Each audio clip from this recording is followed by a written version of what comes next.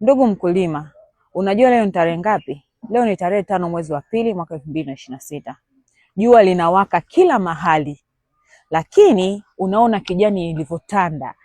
Nyanya imekubali, nyanya imekolea. Ni mkulima wetu anayelima kisasa kwa kutumia drip lines za Dateco Investment.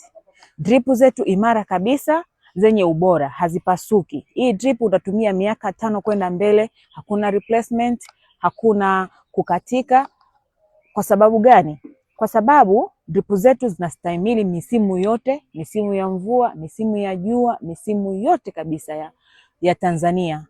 Karibu Dateco, tulime na sisi, tuweze kuwafungia mifumo bora ya kisasa, uweze kufaidika kama mkulima wetu huyu. Wewe ukiwa unasubiri mvua, ndugu yangu, mwenzio anaingia sokoni. Sasa hivi nyanya inapanda bei, nyanya nzuri namna hii. Hebu niambie wewe, hii nyanya akiingia sokoni ni shilingi ngapi? Hii nyanya hapa unavyoiona, akienda sokoni anaingia kwa tenga la shilingi ngapi? Kilo shilingi ngapi? Kwa hiyo tusisubiri, tusibweteke. Twende sokoni tulime kisasa.